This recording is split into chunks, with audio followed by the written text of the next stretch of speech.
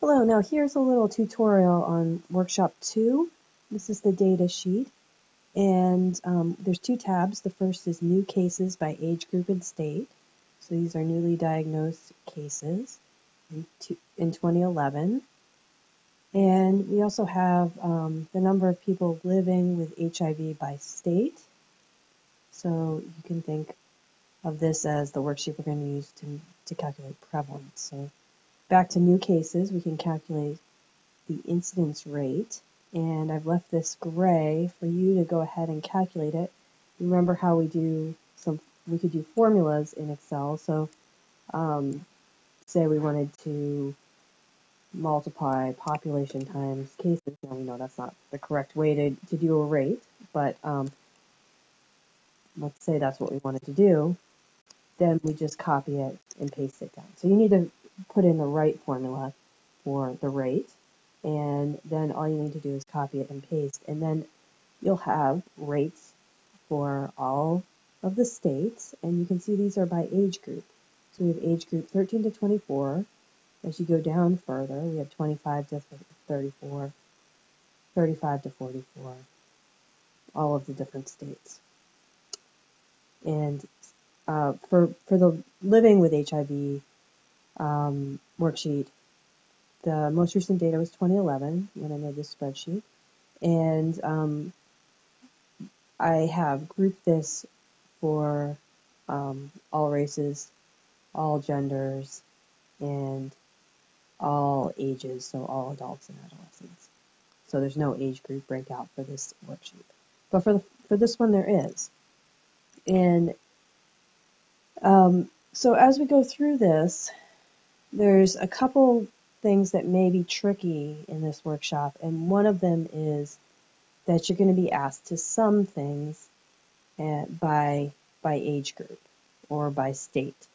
So if I wanted to get all of the cases, for example, and I'll put it over here, total cases, all the cases for Alabama. Now I could go through and add Alabama 13 to 24 plus, and then go down 25 to 34, cases, so add that, and then, so up here it shows what our formula is, go down to 35 to 44, and add that for Alabama, and so forth. Keep going down. And it says they have found a typo, and it corrects it itself. So I could continue doing that. And then, I could copy it, paste it on the next one. And for Alaska, you're getting 19 cases in those age groups. I didn't get all the age groups. But I find that to be cumbersome, and there's a way we can do this much more quickly, and that's using pivot tables. And pivot tables can be a little bit intimidating when you first start with them, but you're going to find that once you get a little bit of familiarity with them, you can do these sorts of calculations really fast. So to do pivot tables, you just go Insert, Pivot Table. And now I just say Insert Pivot Table, and it gives me this range. You could also select the data, but I'm going to let it go on to a new worksheet, and I'm just going to go OK. Now, say I wanted to look at, we were looking at states. So I'm going to put in state abbreviation, and it just gives me all the states here, alphabetical order. And I want to look at all of the cases, and I don't want to break it down by age group, so I'm just going to click on cases. Now it's put it in this row, so I see in Alaska there was one age group that had 2, then 5, and 6, and 8. Well, I don't want it like that. I actually want the sum of all of them, so I'm going to move them over here. It's giving me the count, and because there were 5 age strata, it's giving me 5 count of cases, so it found 5 rows. Well, I really want to go Value Field Settings, Sum. And now it has summed it for me. So you have 26 cases in Alaska, Alabama 37, Arizona 380. And you can see that this, not only is it a lot quicker, but it also is probably a lot safer to do than to add things and possibly hit on the wrong row. If we don't have this sorted exactly right, that could be confusing as well. So that's how quick that can happen. Now let's say I wanted to bring in age group in here and do a filter by age group. Right now it's doing all. I just want to look at the 13 to 24 group. Oh, it's filtered it. I want to look at everybody who is not 55 and older. I just say select multiple items, click on all of these, and a quick tally has occurred. So this is a really fast way you can work with data and complete this spreadsheet this assignment very quickly. Now, what if I click on population here? And maybe I'll bring it in here. It's saying count. I want to go back to sum. And all of a sudden I have the sum of the population, sum of the cases. And you know from cases and population, I could easily calculate a rate.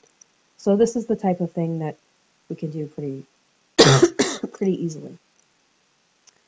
Now, another tool that you're going to need to do for this assignment, is to be able to make charts. And I would like to talk a little bit about that as well before you get started. So let's filter by not age group. Let's move age group out of here and filter by state. Sorry, my computer froze up for a second. Okay, state abbreviation. And I want to say, I want to do filter, so I'm going to come up here, click down, and I am going to pick California. And I also would like to look at not population, just cases, and I would like to look at age groups. So here you go, California, the different age groups and the number of cases. I'm going to highlight this. You could either copy it and then right-click, paste special values. So one thing you'll learn in Excel is sometimes it pastes formulas, or with the pivot tables, it does things oddly. If you want it to just be normal and not paste a formula, you just say paste value. Excuse me. And then I can highlight this and insert, and maybe I'll do a column chart here. And very quickly, I have cases. I can just call this cases. I can work on the axes. I could delete this grand total because maybe I don't want the grand total in there, and things just sort of adjust. Okay, so that's the type of very quick chart you can make. Let's say I want to instead do a pie chart. I think a pie chart might be nice. And there you go, quickly.